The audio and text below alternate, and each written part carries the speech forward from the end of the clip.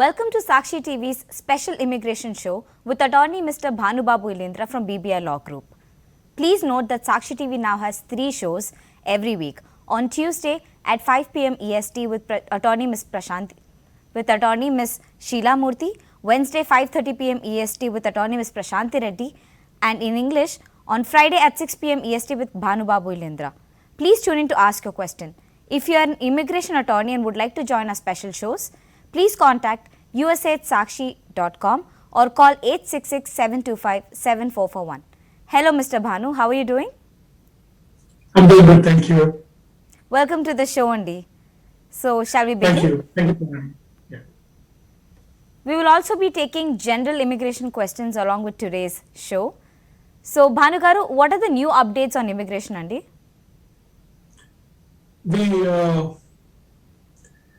The new updates are actually there are not many. This week I did not find anything that is really that important to consider to be new update. The only thing is that if you consider about the medicals I-693 form for the individuals who actually file I-485 adjustment of status applications, the CDC made an announcement stating that anybody who is actually applying for the permanent residency in the United States must include the records of their vaccinations for COVID-19 pandemic in their medical records, that is along with the form I-693, which is completed by the civil surgeon to say that they actually gone through certain kind of a test and everything, and they're okay to be admitted to the United States as far as their medical conditions are concerned.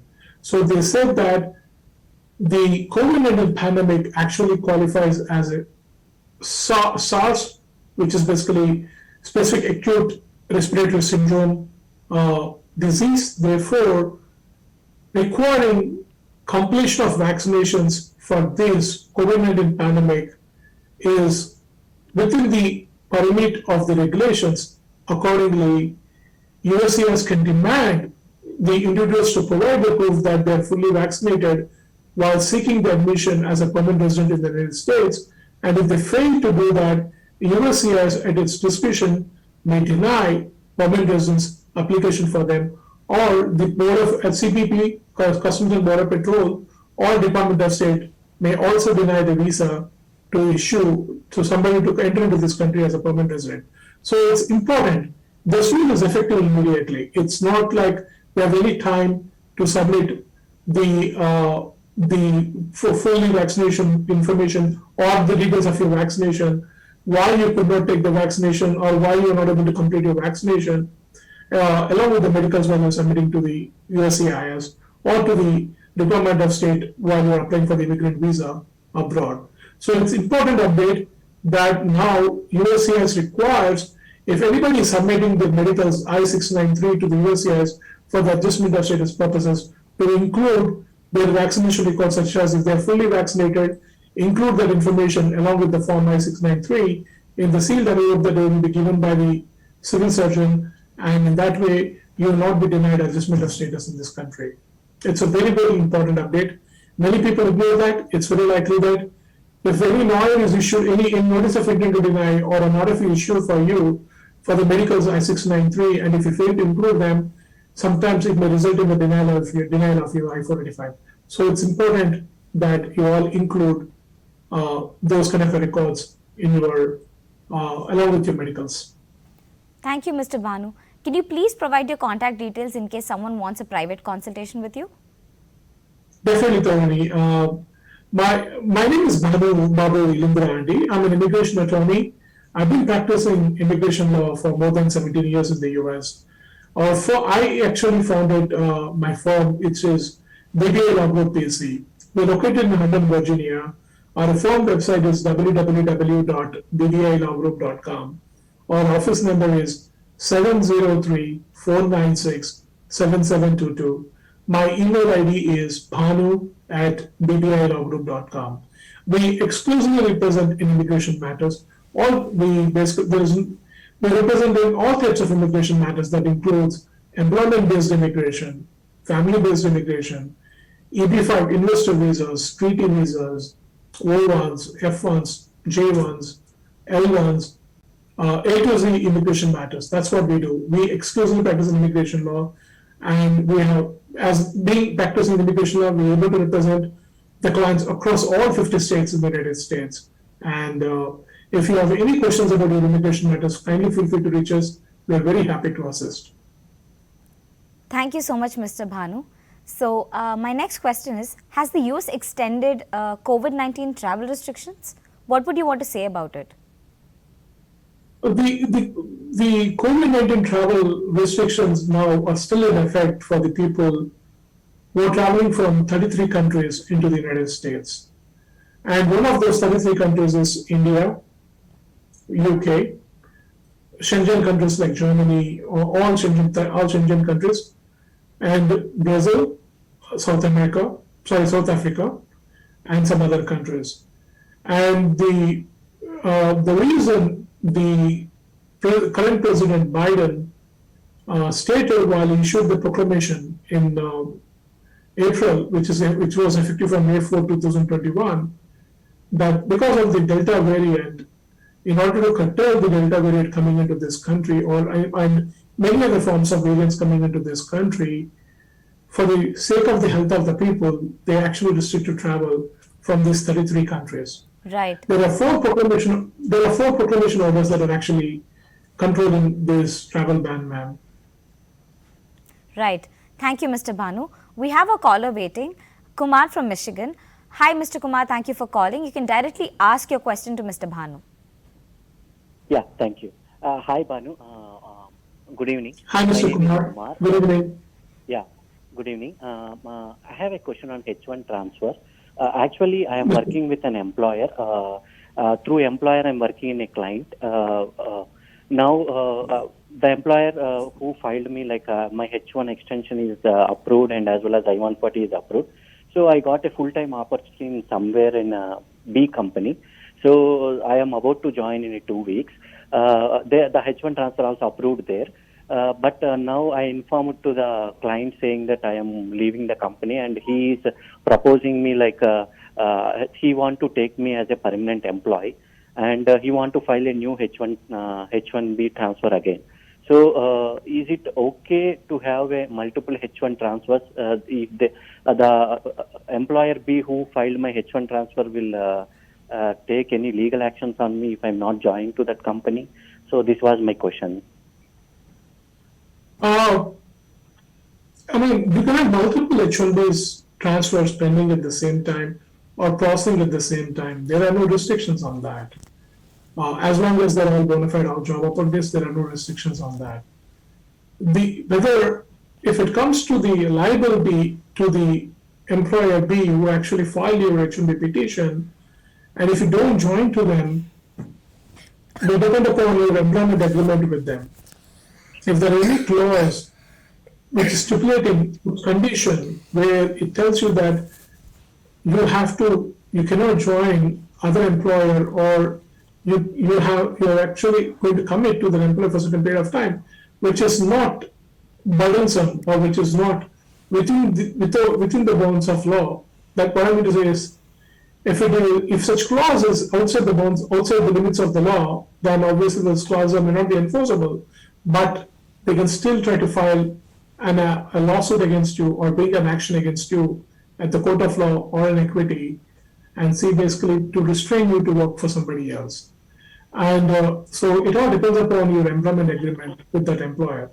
In general, there are no restrictions for you to join any employer you would like to join. Most of the states have actual employment regulations, therefore either employee or employer can end those employment relationship anytime when they want to, for reason or no reason. So, as I said, it all depends upon what kind of stipulations you have in your employment agreement. That's what it makes difference. Right. Bhanu Garu, we have our next caller ready, Shiva from Louisiana. Thank you for calling, Shiva. You can directly ask Bhanu Garu your question. Hi, Bhanu Garu. This is Shiva from Louisiana. My wife recently passed NCLEX exam. She has already completed nursing in India. Shiva, I'm not able to hear you. I'm sorry, I'm not able to hear you clearly. Okay, can you hear me now? It's better. It's a little bit better. Yeah, okay.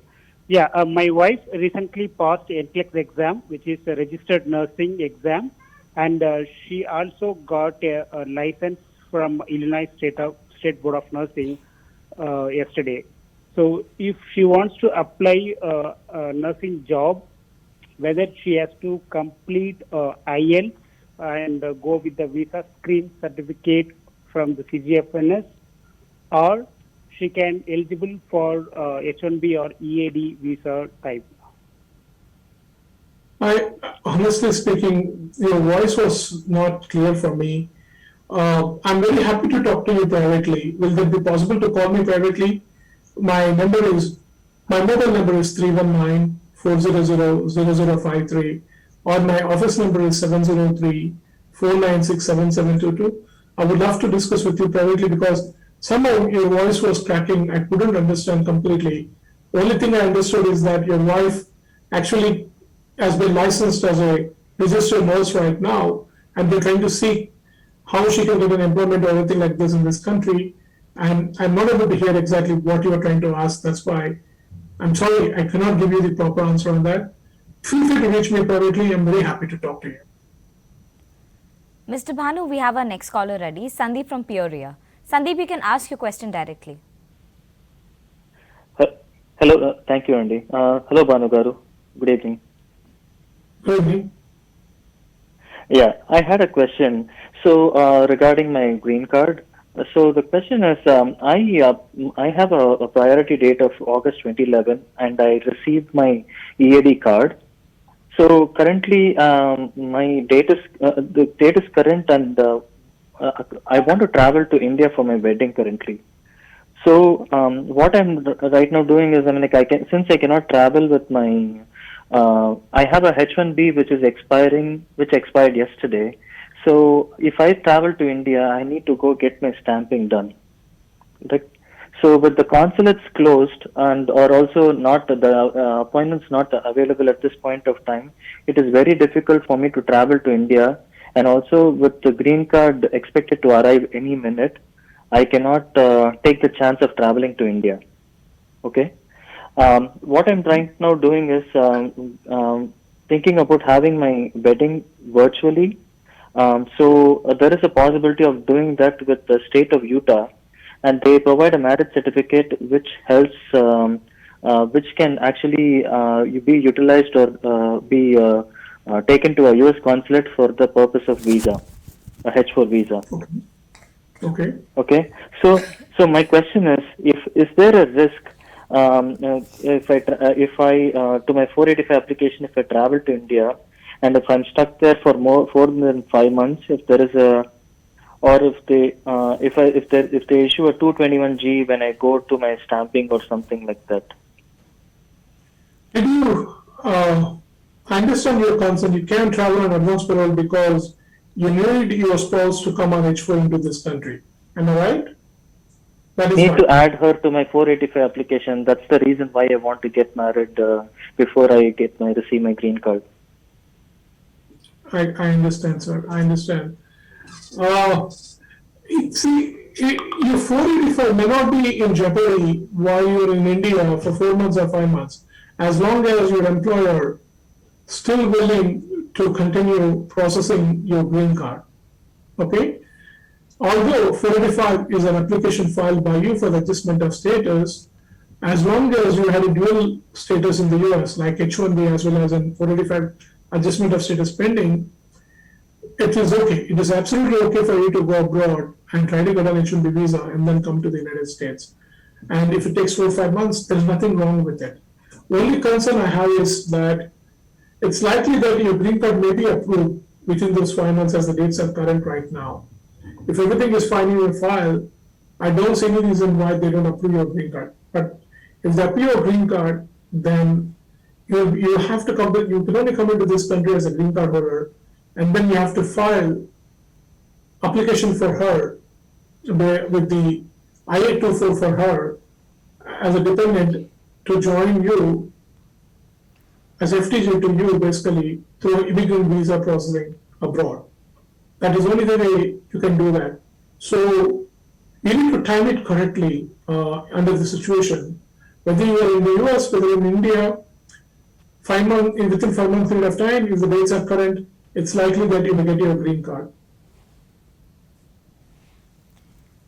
Right. So, what is the solution, sir? I mean, like, is there any solution at this point of time except for her going As you said, get a virtual. I mean, if the wedding can be done virtually in the state of Utah, please do that, and then with the marriage certificate, your wife actually can go and apply for H4 visa abroad. However, she may be subject to the national interest exception, and as long as you qualify for the national interest exception, she should be able to qualify for that. Okay? And she should be able to apply visa accordingly and able to come to this country and then file her 485 once she's in this country on H4. And once she applies for national interest exception, and if it is approved, then she'll be able to schedule an emergency visa abroad for H4. Right. Bhanu Garu, so how long does it take for USCIS to receive the DACA application? Can you repeat the question? I'm sorry. How long does it take for USCIS to receive the DACA application, DACA? Right now, actually, they're not accepting any more new DACA applications. Because of the case law, there was a decision recently came in one of the courts basically, and one of the district courts, and they said that USCIS cannot accept any more new DACA applications. They can only adjudicate the cases that are already submitted or only for renewals or extensions basically. That's all it is.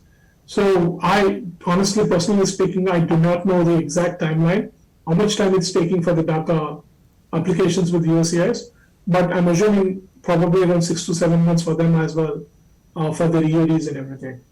Right. Thank you, Mr. Bhanu. We're coming to the end of the show. And thank you for your informational insights for all our viewers on their questions. And thank you for gracing our show. You're watching Sakshi Live. This is Tony Makana.